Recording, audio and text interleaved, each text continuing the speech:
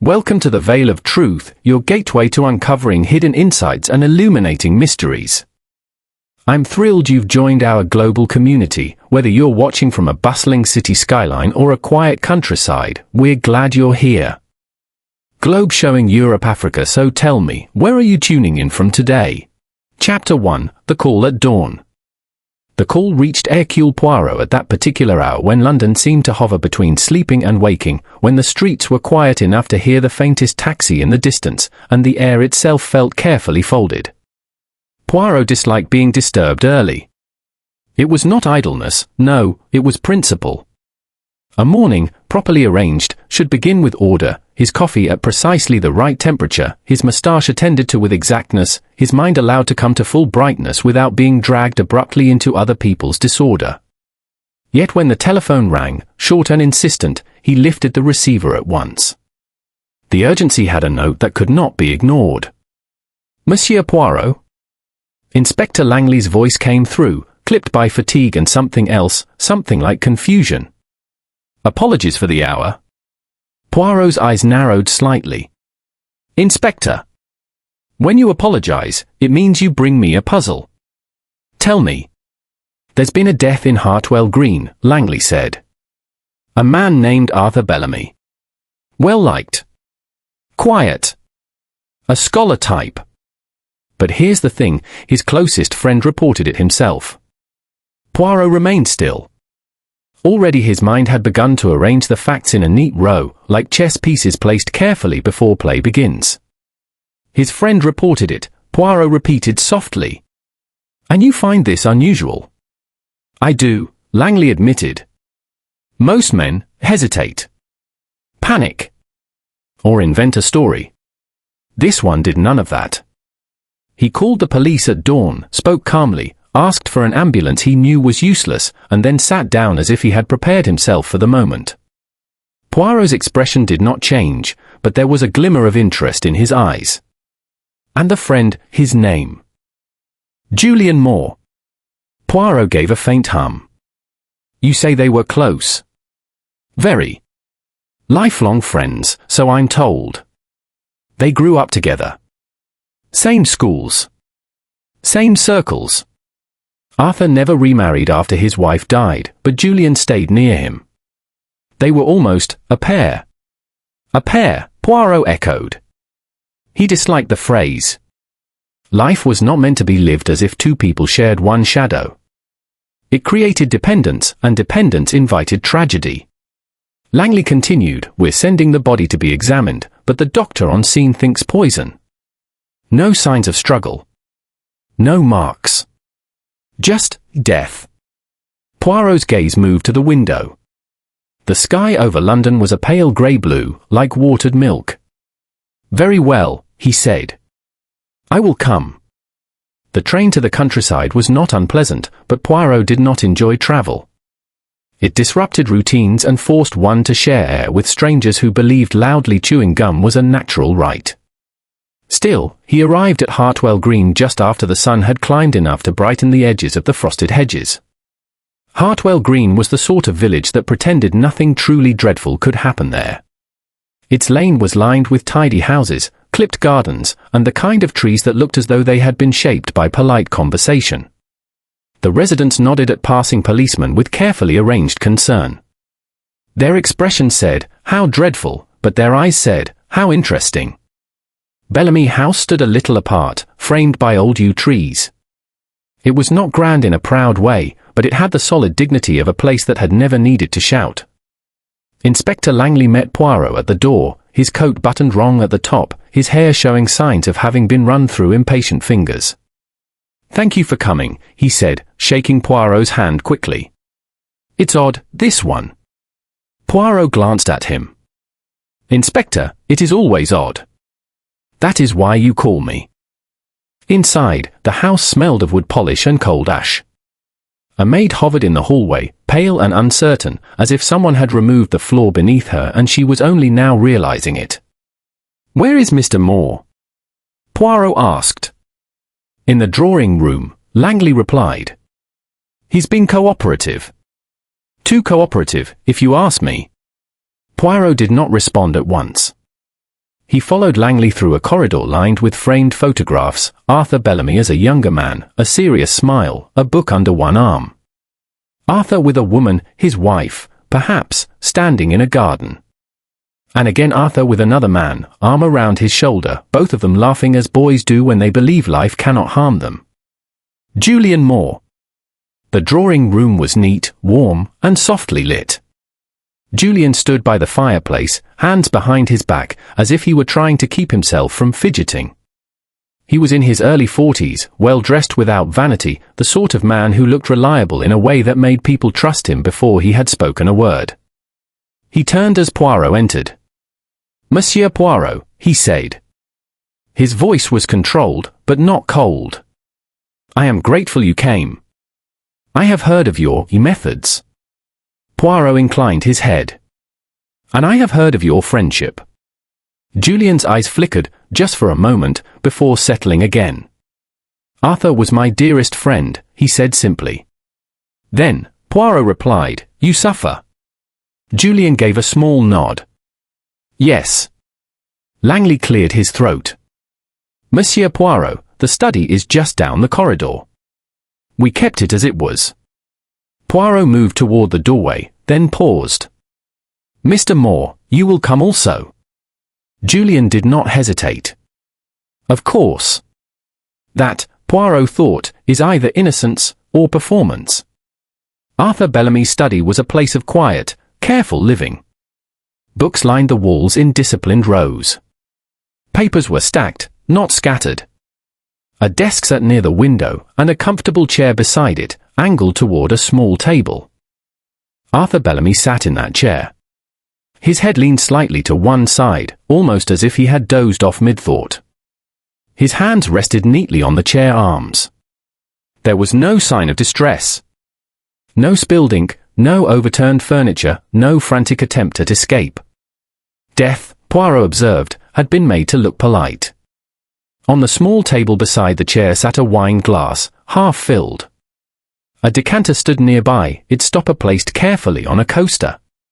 Poirot's eyes moved slowly across the room, taking in everything without touching. His gaze lingered on the window. It was open a few inches, letting in cold air that did not belong in this warm, orderly space. "Why is the window open?" Poirot asked quietly. The maid, who had entered behind them, swallowed. I don't know, sir." Mr. Bellamy did not like drafts. Julian spoke at once. Perhaps he opened it for air. He sometimes complained of headaches. Poirot looked at Julian. "You knew he had headaches?" "Yes," Julian said. "We spoke every day." "Every day," Poirot repeated. The phrase again, two people sharing one shadow. Poirot stepped closer, not to the body, but to the room itself. The fireplace was clean, almost too clean. No ash. No recent soot. Yet there was a faint scent in the air, as though something had been heated and then removed. He turned slightly and noticed a small object near the rug, a book, face down. A book placed deliberately upside down was a curious thing. It was not the sort of accident that happened in a man who stacked papers with such precision. Poirot's eyes remained on the book, but his voice addressed Julian. "You found him like this?" "Yes," Julian replied. "At what time?" "A little before 6. "And you called the police immediately?" "Yes." Poirot's tone stayed gentle. "Why were you so certain it was murder?" For the first time, Julian's composure tightened. Not a crack, just a slight stiffening around the mouth, as if the muscles had braced themselves. "Because," Julian said carefully, "Arthur was well last night." Calm. Content. He spoke of a new project. A happy man does not simply stop. Poirot regarded him for a long moment. "A happy man," he murmured, almost to himself. "Or a man who has become very good at pretending." Julian's gaze held steady, but something in his eyes, something too controlled, made Poirot's mind whisper caution. Inspector Langley shifted impatiently. "Doctor says likely poison, Poirot." No struggle. Poirot nodded. Yes. Poison is the weapon of those who wish to remain tidy. It does not disturb the furniture. He bent slightly, not to touch the body, but to look more closely at the wine glass. The surface was still. The line of liquid sat undisturbed against the glass. Poirot straightened. "Mr. Moore," he said, "tell me, did Arthur drink wine at night?" Julian answered quickly. "Sometimes." Poirot's eyes did not leave him. "Sometimes. But last night." Julian's breath seemed to pause. "I cannot say." Poirot gave a small, polite smile. There it was. Not a confession. Not a clue anyone else would notice. Just a hesitation where certainty had been displayed too easily. Poirot turned back to the room, his mind already building its quiet architecture of truth. Outside, the village still looked peaceful. The hedges still held their frost. The lane still wore its innocence. But inside the study, the silence was not natural. It had been arranged. And Poirot, with his meticulous little grey cells, intended to discover by whose hand. Chapter 2: The Weight of Silence. The morning light crept slowly into the rooms of Bellamy House, thin and hesitant, as though unsure whether it was welcome. Hercule Poirot stood alone in the study, his hands folded behind his back, his gaze moving with quiet precision across every surface. He did not rush. Truth, he believed, never revealed itself to those who hurried. The house had awakened reluctantly. Footsteps echoed softly above as servants moved with unnatural care, as though noise itself might offend the dead. Outside, the village had begun its usual rhythm, distant carts, murmured greetings, but here, inside these walls, time seemed suspended. Poirot bent slightly toward the chair in which Arthur Bellamy had died. It was an ordinary chair, well cushioned, worn in the way of comfort rather than neglect. A man had lived here, not merely existed. "What did you see first?" Poirot asked quietly. Inspector Langley, standing near the door, straightened. "The body. Then the glass. I assumed poison immediately." Poirot nodded, though his eyes had already drifted elsewhere, toward the small table, the angle of the chair, the pattern of dust near the fireplace. "Assumptions are useful servants," Poirot murmured, "but dangerous masters." He turned and walked slowly to the bookshelf, scanning the titles. Philosophy. History. Poetry. A thoughtful man's library. One book lay face down on a nearby chair, as though placed there deliberately. Poirot lifted it gently. The spine read on moral responsibility. He turned a few pages. The corner of one was folded, an intentional mark. His fingers paused. "What do you make of it?" Langley asked. "I make nothing," Poirot replied. "Not yet." Footsteps sounded softly behind them. Julian Moore stood in the doorway, his expression carefully composed. "May I?" he asked, gesturing faintly toward the book. Poirot handed it to him without hesitation. Arthur had been rereading it, Julian said. He found it comforting. "Comfort," Poirot repeated softly. "Yes. Some philosophies promise that." Julian replaced the book where it had been, though not exactly as it was before. Poirot noticed, but said nothing. They moved into the adjoining sitting room. Sunlight filtered through lace curtains, painting delicate patterns on the carpet. It was a room meant for conversation, not conflict. Poirot gestured for Julian to sit. "You and Arthur were close," Poirot began. "Yes." "From childhood?" "Yes." "You shared education, ambition, work?" "Yes." Poirot tilted his head slightly. "And secrets?" Julian paused. Only for a moment, but the pause was there. "All friends share secrets," he said carefully. "Ah," Poirot replied, "but not all secrets weigh the same." Silence followed.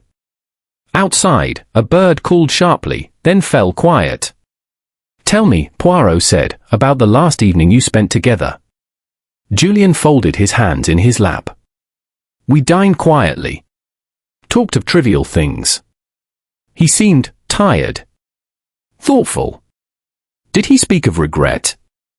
Julian hesitated. Perhaps. Arthur was reflective by nature. Poirot studied him. Reflection is not the same as regret. A faint tightening appeared around Julian's mouth. You believe I'm hiding something. I believe, Poirot said gently, that you are protecting something. Julian's gaze dropped to the floor. Sometimes, he said, protection is kindness. Poirot did not answer. He had learned long ago that people often revealed more when allowed to fill silence themselves. After a moment, Julian rose. If you'll excuse me. I need some air. Poirot inclined his head. Of course. As Julian left, Poirot's attention turned to the window. It was still slightly open. He examined the latch. Recently touched. The paint beneath was faintly smudged, as though fingers had closed it not long ago. He closed his eyes briefly. Why open a window on a cold morning, only to nearly close it again? Later that morning, Poirot walked through the village. Hartwell Green wore its innocence carefully. Gardens were trimmed, doors freshly painted, faces polite and curious.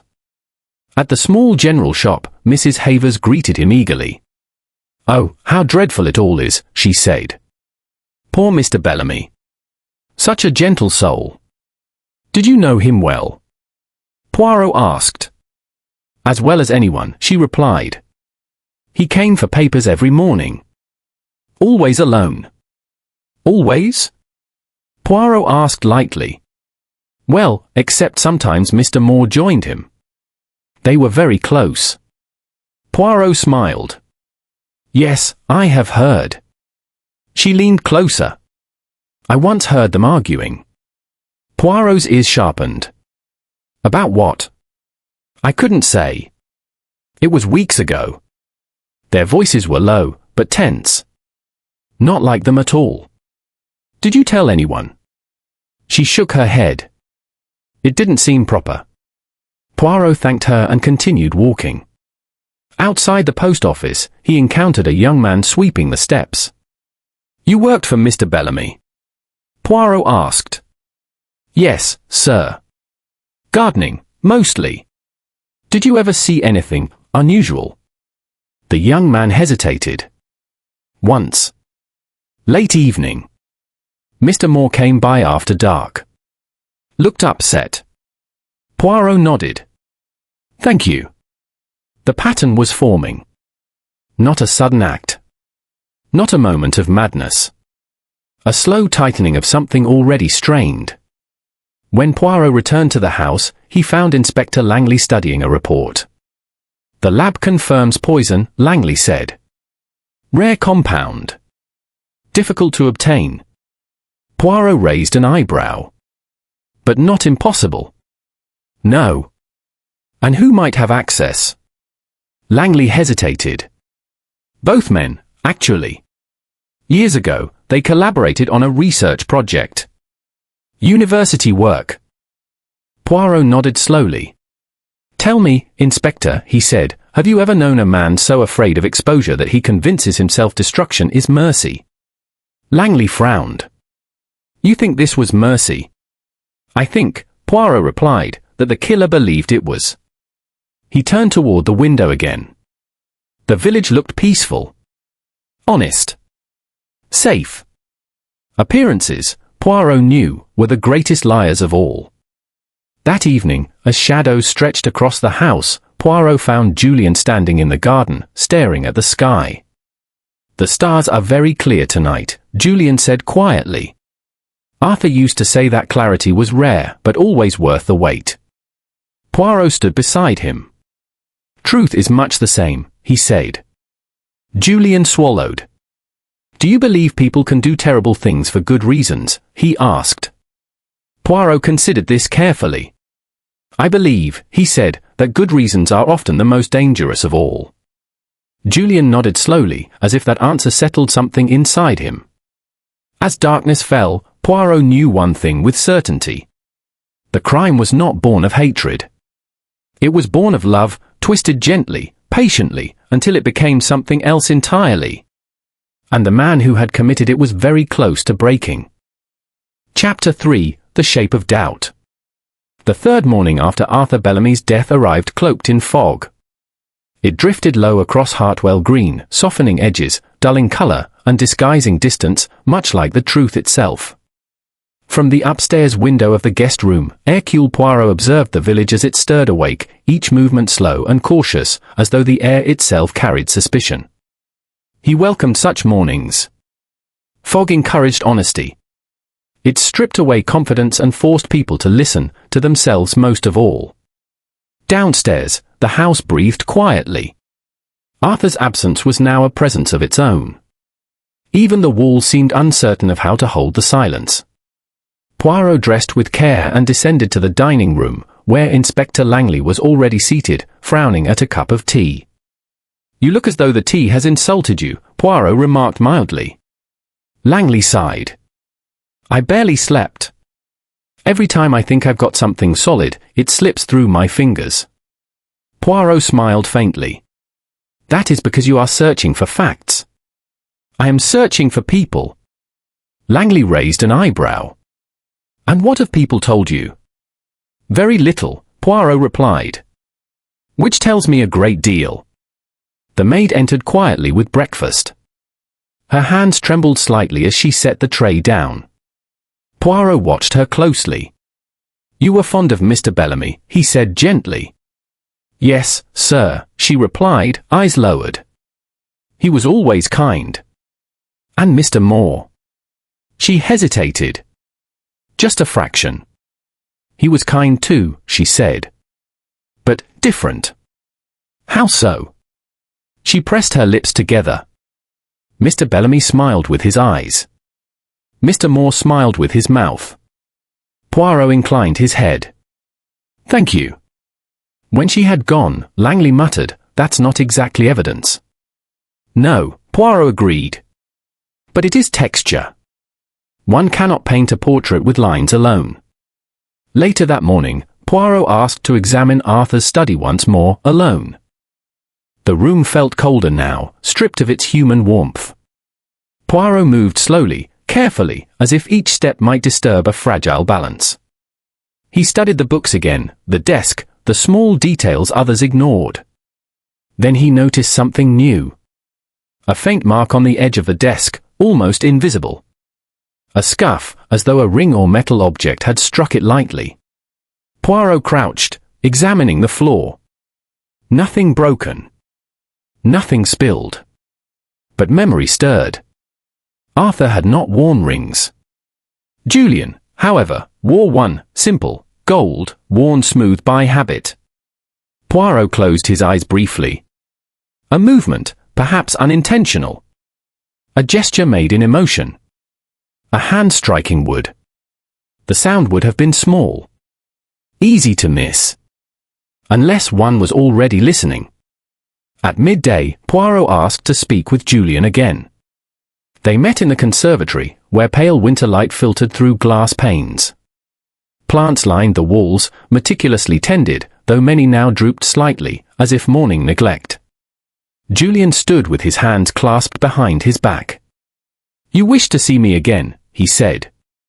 "Yes," Poirot replied. "You told me that Arthur was calm the night before his death." "Yes." "And yet several people recall tension between you." Raised voices. Julian's jaw tightened. "People imagine things." "Do they?" Poirot asked gently. "Or do they sense what they cannot quite hear?" Julian looked away. "We disagreed." "About the past?" Poirot stepped closer. "About what happened years ago?" Silence thickened. Julian exhaled slowly. "You wouldn't understand." Poirot's eyes softened. "I understand more than you think." Julian let out a small, humorless laugh. "You think this is about guilt? Regret?" Poirot did not answer. Arthur couldn't let it go, Julian continued. He wanted to confess. To reopen wounds. To ruin lives, including mine. And yours mattered more, Poirot said quietly. Julian's voice faltered. I was trying to protect us. Poirot studied him intently. From justice or from memory? Julian said nothing. Poirot turned toward the window. You see that garden? Everything grows toward the light. Even what has been buried too long finds a way to rise. Julian whispered, I couldn't lose him. Poirot turned back. Yet you did. That afternoon, Poirot visited the local records office. He had requested documents related to a research incident from many years ago, an accident that had quietly disappeared from public record. The clerk, an elderly man with ink-stained fingers, shook his head. Strange thing, that. Files were sealed. Not destroyed, mind you, just tucked away. Poirot smiled faintly. May I see them? The man hesitated, then nodded. Inside the folder were reports of an experimental compound, developed jointly by Arthur Bellamy and Julian Moore. There had been an accident. A junior researcher hospitalized. A quiet settlement. Careers preserved. And signatures, 2 of them, at the bottom of every page. Poirot traced them with his finger. Shared guilt. Shared silence. A bond stronger than friendship. That evening, the wind rose. Trees whispered outside the windows, and the house seemed to draw inward upon itself. Poirot requested that everyone gather in the sitting room. When Julian entered, his face was pale but composed. Poirot spoke calmly. Monsieur Moore, you once told me that a happy man does not simply die. Julian nodded. I believe you were speaking from fear, Poirot continued. Not fear of death, but fear of truth. Julian swallowed. You were bound to Arthur by a secret, Poirot went on. A secret that grew heavier with time. When he spoke of confession, you saw not ruin, but exposure. Julian's voice shook. I loved him. I know, Poirot said softly. That is why you chose a peaceful death. A gentle poison. No struggle. No terror. Julian closed his eyes. But love does not grant the right to decide another's ending, Poirot said quietly. Tears slipped down Julian's face. I couldn't watch him destroy himself, he whispered. Poirot stepped closer. You destroyed him instead. Silence fell like a heavy curtain. Outside, the wind rattled the windows, restless and unyielding. Poirot straightened his coat. The truth has a way of surfacing, he said. Even when buried beneath good intentions. Julian looked at him, eyes hollow but clear. Will you tell them? He asked. Poirot met his gaze. Yes, he said gently. But not yet. Because there was still one thing left to understand. Not how Arthur died. But why Julian had chosen that moment. And that answer, Poirot knew, would reveal everything. Chapter 4, The False Trail. The rain began shortly after dawn, gentle at first, then steady, an unhurried drizzle that softened the edges of Hartwell Green and blurred the line between earth and sky. It was the sort of rain that encouraged confession, not through force but through patience. Hercule Poirot stood at the window of the guest room, watching droplets slide down the glass in uneven paths. Truth behaves much the same way, he murmured. It finds its own direction, no matter how carefully one attempts to guide it. Behind him, the house stirred awake. Voices drifted from the corridor, quiet, guarded, cautious. Since the previous evening, something had shifted. The air itself carried unease. Poirot had chosen not to reveal everything he knew. Not yet. The truth, when delivered too quickly, often collapsed under its own weight. It needed pressure, subtle, persistent, to form its final shape. Downstairs, Inspector Langley was already pacing the sitting room. You were right, he said as soon as Poirot entered. There's more to this than we thought. Poirot raised an eyebrow. You have discovered something. Langley held out a folded document. From the county archives. A property deed. Arthur Bellamy had recently amended his will. Poirot accepted the paper. To whom? Langley exhaled. To Julian Moore. Everything. Poirot read carefully, then folded the paper again with deliberate calm. And you believe this is motive, he said. Well, it doesn't hurt, Langley replied. A man stands to gain a great deal. Poirot shook his head gently. No. This is not motive. This is misdirection. Langley frowned. How can you be sure? Because, Poirot replied, the will was changed after the poison was obtained. Langley stared at him. You're certain? Yes. And therefore, the will was not the cause of the crime, it was the consequence. Langley sank into a chair. Then why change it at all? Poirot's eyes softened. Guilt often attempts to disguise itself as generosity. Later that morning, Poirot walked the garden paths alone. Rain clung to the hedges, collecting at the edges of fallen leaves. Somewhere in the distance, a church bell tolled. He paused near a stone bench where Arthur had often sat, reading. The bench was damp now, unused. Footsteps approached. Julian emerged from between the trees, coat buttoned, hands clenched. You wanted to see me, he asked. Yes, Poirot replied. I wish to speak where the walls cannot hear us. Julian gave a faint smile. You think walls listen? I think guilt does, Poirot said quietly. They stood in silence for a moment.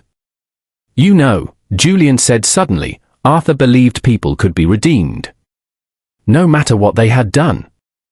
Poirot nodded. And you? Julian hesitated. I used to. Poirot studied his face, the tension around the eyes, the exhaustion beneath the calm. You have not slept. Julian exhaled. Sleep is difficult when memories grow louder. Poirot stepped closer. Tell me about the night you argued. Julian's shoulders tightened. He wanted to confess. Yes. He said the truth would set us free. Poirot watched him closely. And you did not agree. Julian's voice cracked. We would have lost everything. Careers. Reputation. The respect we'd built. He didn't understand that some truths destroy more than they heal. Poirot nodded slowly. And yet, you loved him. Yes. Enough to kill him. The question hung between them like mist. Julian's eyes filled, but he did not look away. I thought I was saving him, he whispered. He was unraveling. Barely sleeping. Haunted by what we did. What you did, Poirot corrected softly. Julian flinched. Yes, he admitted. What we did. A long silence followed. Poirot turned toward the house. There is something you have not told me.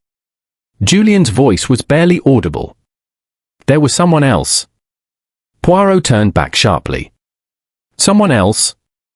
A woman, Julian said. Years ago. She was injured in the accident. Not badly, but enough to end her career. And she contacted Arthur. Julian nodded. She wanted the truth made public. Said she could not live with the lie anymore. Poirot's expression grew grave. And you? I begged Arthur to stop her. To persuade her to remain silent. And did he? Julian shook his head. He said no. He said the past deserved daylight. Poirot closed his eyes briefly. There it is, he murmured. The true fracture. That afternoon, Poirot requested the names of those connected to the old research project. One name stood out. Margaret Hale. She lived only a few villages away.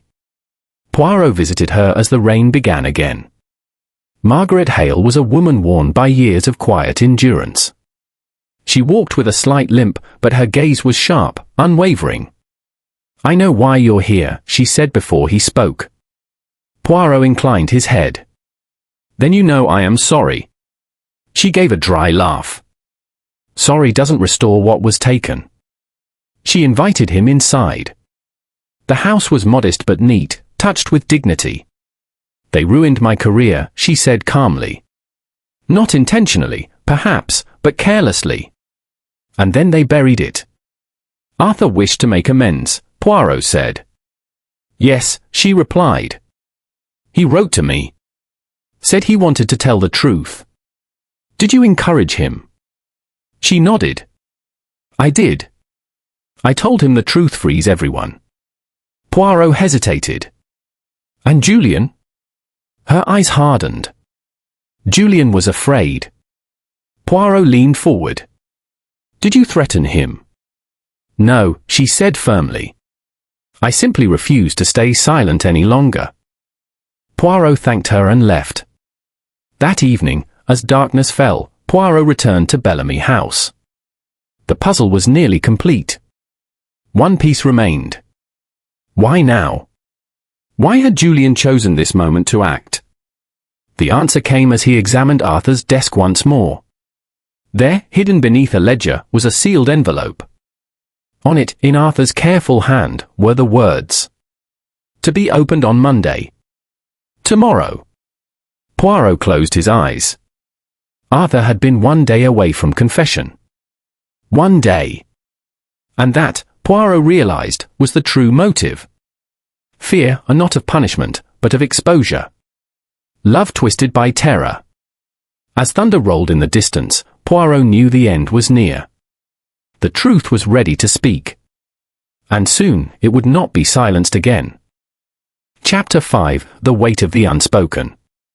The storm broke sometime before dawn. Rain struck the windows of Bellamy House with sharp insistence, as though demanding entry. Inside, the corridors lay dim and watchful, shadows stretching and retreating with each flicker of lightning. The house no longer felt merely silent, it felt expectant. Hercule Poirot sat alone in the small drawing room, the sealed envelope resting on the table before him. To be opened on Monday. Arthur Bellamy's final intention, delayed by death. Poirot did not touch it. Truth, he believed, must arrive at its own hour. Outside, thunder rolled, low, distant, restrained. Much like the people inside the house. By morning, the storm had passed, leaving the air heavy and metallic. Inspector Langley arrived early, shaking rain from his coat. "You look as though you haven't slept," he remarked. Poirot smiled faintly. Sleep is a luxury when one is listening. Listening for what? For the moment when silence becomes unbearable. Langley frowned. "You're certain Moore did it?" Poirot folded his hands. "I am certain he believes he had no choice." "That's not the same thing." "No," Poirot agreed. "But it is dangerously close." Langley hesitated. "We found something last night." Poirot's eyes lifted. "In Moore's coat pocket." "A small vial." "Empty." Poirot nodded slowly. "The poison. You think he kept it as a reminder? Or a trophy?" Poirot shook his head. "No. He kept it because he could not yet let go." Later that morning, Poirot asked for Julian Moore to join him in the library. Julian entered quietly, his expression calm but hollow, as if something inside him had already been spent. "You wish to speak with me," he said. "Yes," Poirot replied. "Please sit." Julian obeyed. For a moment, neither spoke. "You are tired," Poirot said gently. Julian smiled faintly. "You keep saying that. And you keep proving it." Julian sighed. "If this is another interrogation, Inspector Langley." "I am not here as an interrogator," Poirot interrupted softly. "I am here as a witness. To your struggle." Julian looked up sharply. "You believe you understand me?" "I believe," Poirot said, "that you have been carrying a weight that was never meant for one man alone." Julian's gaze drifted to the window. Arthur was the stronger one. He could live with it. I could not. Yet he was the one who wished to confess. Yes. His voice broke. Because he believed redemption required exposure. And you believed exposure would destroy everything. Julian nodded slowly. I thought I was protecting him, he whispered. Protecting us both. Poirot leaned forward. And when did you decide to act? Julian hesitated. Then spoke quietly. When I saw the letter. Poirot's breath stilled. The letter. He wrote to Margaret Hale. Told her everything. He meant to send it Monday. Poirot's eyes darkened. So you acted before then? Julian nodded. I couldn't bear it, he whispered. The waiting. The shame. I told myself I was sparing him. Poirot closed his eyes briefly. That is the tragedy, he said. You mistook fear for mercy. Julian's hands trembled. I loved him. I know, Poirot replied gently. That is what makes this so terrible. That afternoon, Poirot visited the local chemist. A polite man with nervous hands, he admitted selling a compound to Julian weeks earlier, under the guise of academic research. I thought nothing of it, the chemist said. He was known in scholarly circles. Of course, Poirot replied. Trust is often the most efficient disguise. When Poirot returned to the house, the atmosphere had shifted again. Word had spread. Doors closed more softly. Voices dropped when he passed. The truth was tightening its hold. As evening approached, Poirot asked that everyone gather in the main sitting room, Inspector Langley, Julian Moore, the maid, and a few household staff. The fire crackled faintly. Poirot stood before them, composed. We have reached a moment, he said, where silence no longer serves. Julian stiffened but said nothing. Arthur Bellamy did not die by accident, Poirot continued. Nor was this an act of anger. It was an act born of fear, shaped by affection, and justified by guilt. The room grew very still. Poirot turned to Julian. You believed that by ending Arthur's life, you were sparing him from shame. Julian closed his eyes. But the truth, Poirot said softly, is that you were sparing yourself. A breath shuddered through the room. I couldn't watch him fall apart, Julian whispered. He was becoming someone I didn't recognize. Poirot nodded. And yet, he was becoming honest. Silence stretched. Finally, Julian spoke again. I didn't want him to suffer. Poirot's voice was gentle but unyielding. Suffering does not give us the right to decide another's fate. Tears slipped down Julian's face. I loved him, he said again, as though the words might absolve him. Poirot stepped closer. Love is not control, he said. Love allows another to choose, even when that choice frightens us. Julian bowed his head. The fire crackled loudly. Inspector Langley cleared his throat. Mr. Moore, you are under arrest for the murder of Arthur Bellamy. Julian did not resist. He simply nodded, as if a long-held breath had finally been released. Before he was led away, he looked at Poirot. Will people ever understand? He asked quietly. Poirot met his gaze. They will understand what they can, he said. The rest, they will feel. Later that night, Poirot stood alone in the study once more. He opened the sealed envelope at last. Inside was a single letter, Arthur's handwriting neat and steady. I have waited too long. Truth should not require courage, it should simply exist. I forgive us both. Poirot closed the letter gently. Outside, the storm had passed. The air felt clean, though heavy with what had been lost. The truth had come, not with violence, but with sorrow. And still, one final reckoning remained. Because justice, Poirot knew, was not yet complete. Chapter 6, The Quiet Reckoning. The morning after Julian Moore's arrest arrived without ceremony. No thunder, no dramatic sky, only pale sunlight stretching cautiously across Hartwell Green, as if the world itself were uncertain whether it was permitted to move forward. Hercule Poirot stood by the window of the guest room, observing the village return to life. A woman swept her step. A child hurried past with a satchel too large for his shoulders.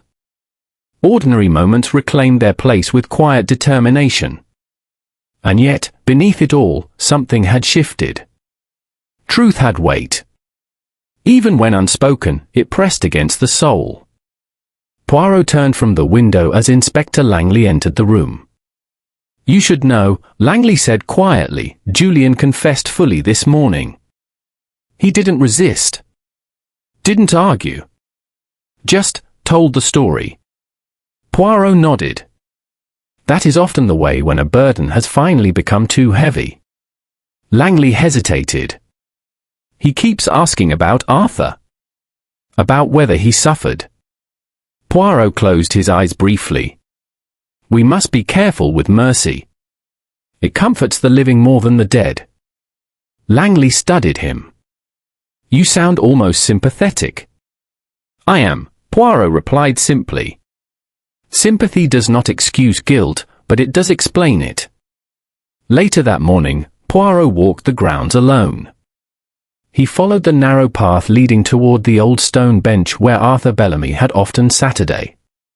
The bench was still damp from rain, moss clinging to its edges like quiet grief. Poirot sat down.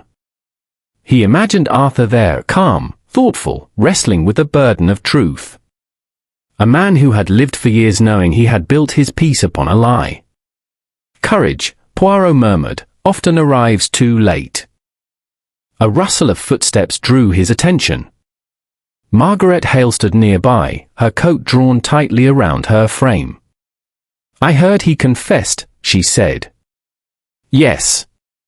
She let out a breath she had been holding for years. "Then it's finally over." Poirot studied her carefully. "Is it?" She looked at him, startled. "I lived in silence for so long," she said. "I thought speaking would heal something. But now I only feel tired." Poirot nodded. Truth does not always bring peace. Sometimes it only brings clarity. She gave a sad smile. Arthur wanted to do the right thing. "Yes," Poirot said softly. "And in doing so, he frightened a man who loved him." She hesitated. "Do you believe Julian is a monster?" Poirot shook his head. "No. He is a man who feared loss more than he valued honesty." She lowered her gaze. "That makes it worse." "Yes," Poirot agreed. "It does." Back at the house, preparations were being made for Arthur Bellamy's funeral. The staff moved quietly, respectfully. Grief had settled into the walls like a second wallpaper. Poirot stood in the study once more. It felt emptier now, emptier even than death could explain. On the desk lay a single photograph, Arthur and Julian as young men, arms slung over one another's shoulders, laughing at something unseen. Poirot picked it up, studying their faces. "Two boys," he murmured, unaware of the weight they would one day carry. The door creaked softly. Inspector Langley entered. "Julian's asked to see you," he said. Poirot turned. "Where is he?" "At the station." "Before we transfer him." Poirot nodded.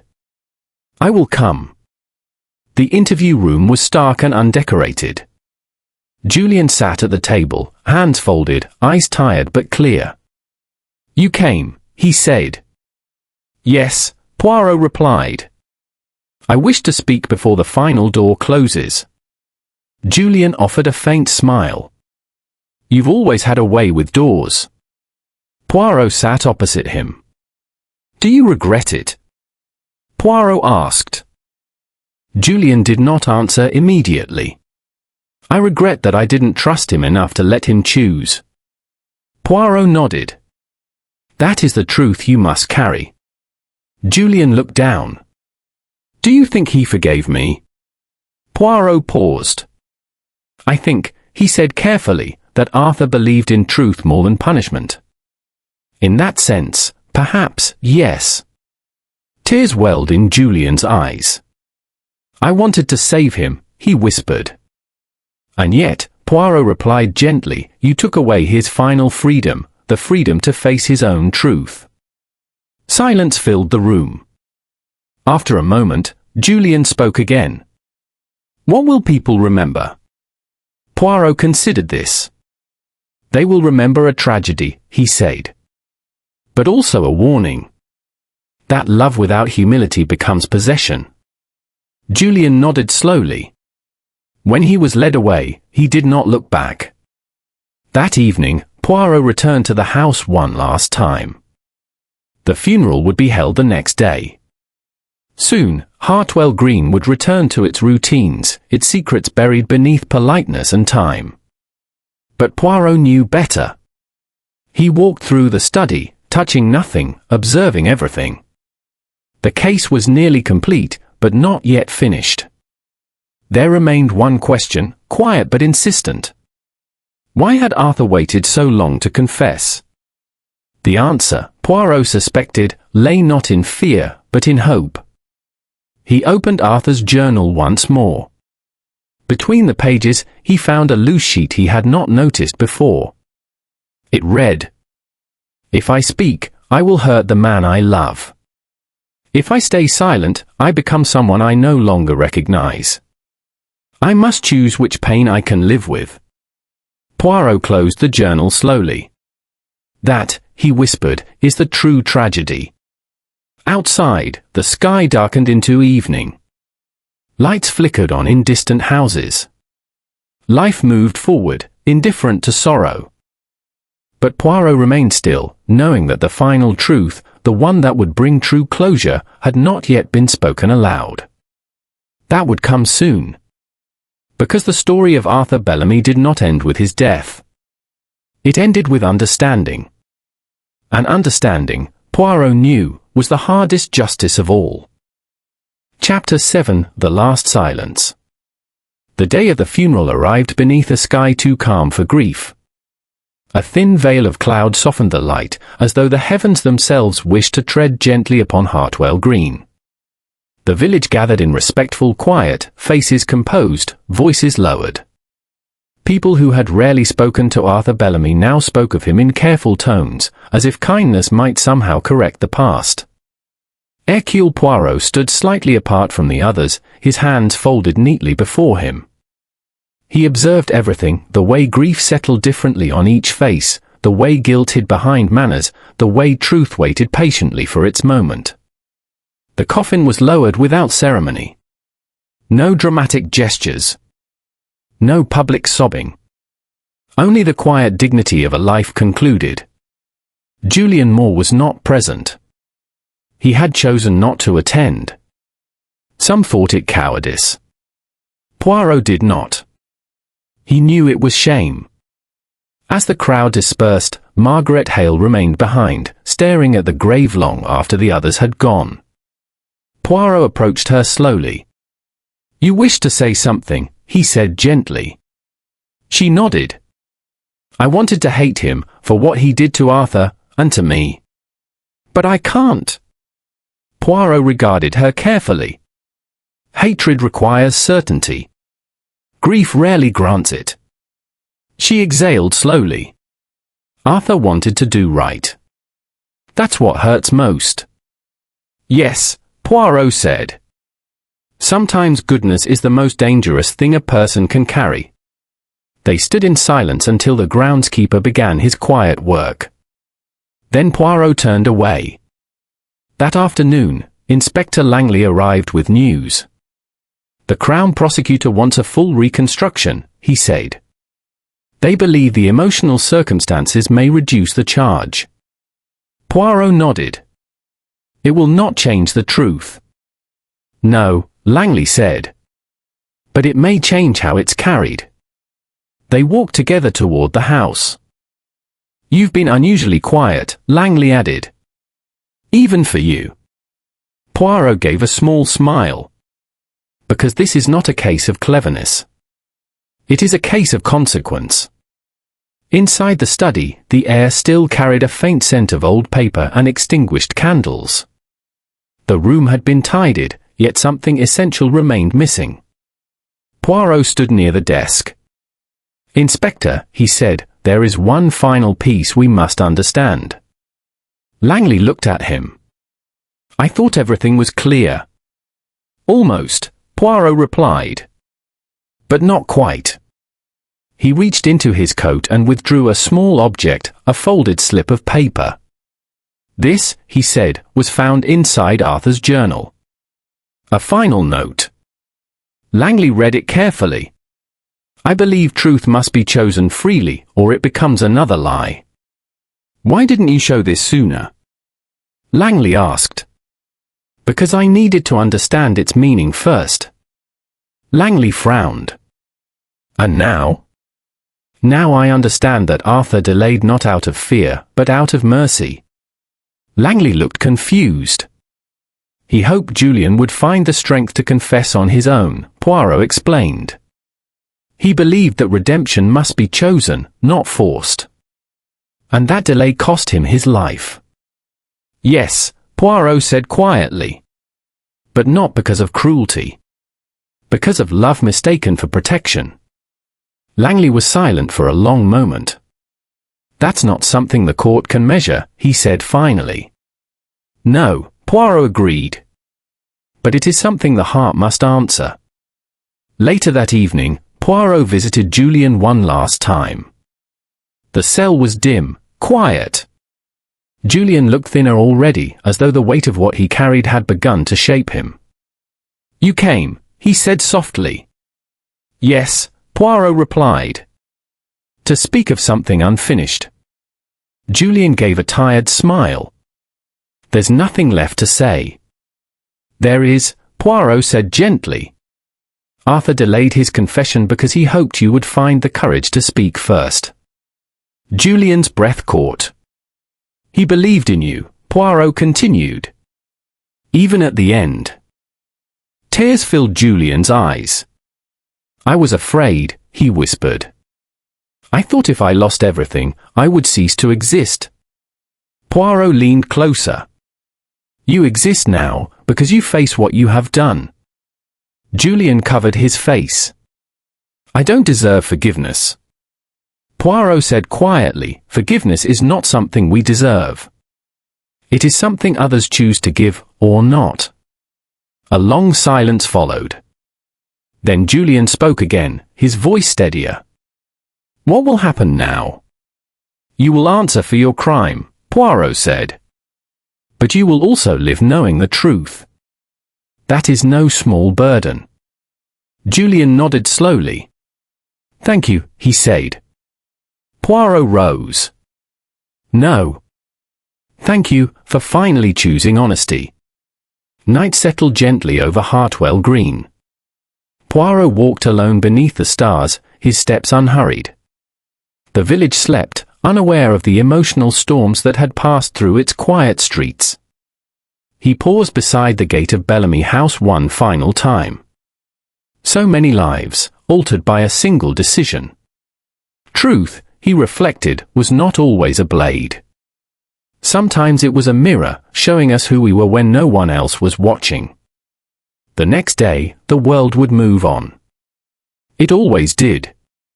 But for now, in this still moment, understanding had finally found its voice. And only one chapter remained. The final truth. Chapter 8, The Truth That Remains. Morning arrived quietly over Hartwell Green, as though the world itself wished to tread gently upon what had already been broken. A pale sun rose behind thin clouds, touching the village with hesitant light. It was the kind of morning that invited reflection rather than action. Hercule Poirot stood in the drawing room of Bellamy House for the final time. The room had been restored to order, yet something invisible lingered, an echo of choices made, of silences preserved too long. The house no longer belonged to the living nor entirely to memory. It existed somewhere between, suspended in consequence. Inspector Langley entered, hat in hand.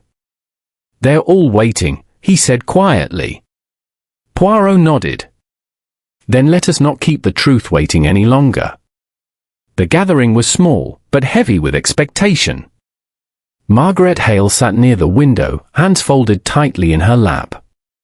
The maid stood near the door, pale but composed. 2 members of the village council sat stiffly beside one another. Even the local vicar had come, his presence solemn rather than ceremonial. At the front of the room stood an empty chair. For Julian, Langley explained quietly. Poirot acknowledged this with a slight nod. "It is right that he should be present in absence," he said. He stepped forward, resting his hands lightly on the back of a chair. "Ladies and gentlemen," he began, "we are gathered not for accusation, but for understanding." A murmur passed through the room. When Arthur Bellamy died, it appeared at first to be a peaceful passing. But peace, like truth, can be carefully arranged. The room fell silent. Arthur was a man of conscience, Poirot continued. He carried within him the weight of an old mistake, one made not in cruelty, but in cowardice. A mistake shared with another. He paused, allowing the truth to breathe. That mistake was buried for many years.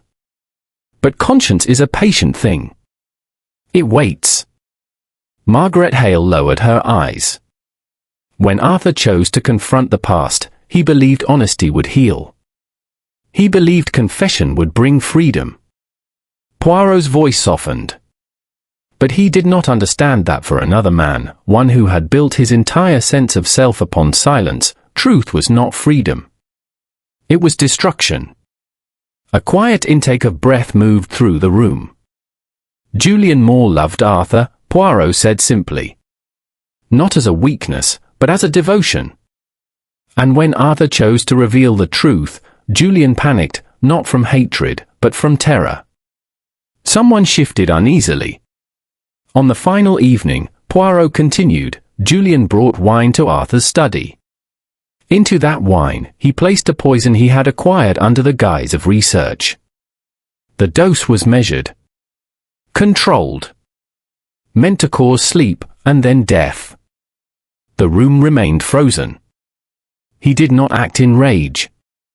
He acted in sorrow. He believed he was sparing Arthur pain. In truth, he was sparing himself. Poirot let the word settle. He then did something unusual, Poirot went on. He called the authorities himself. Why? Because guilt demands acknowledgement. He wished to be seen, not as a murderer, but as a man who had lost everything. Silence stretched, thick and heavy. The clues were there from the beginning, Poirot said quietly. The open window, an unconscious attempt to let guilt escape. The untouched wine, because Arthur did not drink that night. The sealed letter, proof that confession was imminent. Poirot paused, then added gently, and the will, changed not from greed, but from remorse. A tear slipped down Margaret Hale's cheek. He wanted to make amends, she whispered. Yes, Poirot agreed. But amends cannot be made when life is taken. The room seemed to exhale. So, Poirot concluded, this is not a story of villainy. It is a story of fear. Of love twisted by terror. Of a man who believed he was saving another when in truth he was destroying them both. No one spoke. At last, Inspector Langley cleared his throat. The law will do what it must. Poirot inclined his head. Of course. Justice must walk its own path. Later, as the others dispersed, Poirot stepped outside into the cool air. The village lay calm once more, as if nothing extraordinary had ever occurred within its borders. Margaret Hale joined him. Will he suffer? She asked quietly. Poirot considered. He will carry his choice for the rest of his life. That is suffering enough. She nodded, accepting this. Do you think Arthur knew? She asked. Poirot looked toward the distant hills. I believe he hoped Julian would choose truth. That hope cost him his life, but it also revealed the depth of his compassion. Margaret closed her eyes. Then perhaps that is how he should be remembered. Yes, Poirot said softly. As a man who believed in honesty, even when it frightened him. As evening settled, Poirot prepared to leave Hartwell Green. He paused once more at the gate of Bellamy House. The windows reflected the fading sky, neither bright nor dark, simply still. He thought of Julian alone with his conscience. Of Arthur, who had believed truth could heal. Of the quiet tragedy that had grown not from hatred, but from fear of loss. Poirot adjusted his coat. Truth, he murmured, is not always kind. But it is always necessary. As he walked away, the village returned to silence, changed, yet somehow lighter. The mystery was solved. The guilt acknowledged. The truth, finally, allowed to breathe. And in that stillness, justice, quiet, imperfect, and human, had found its place.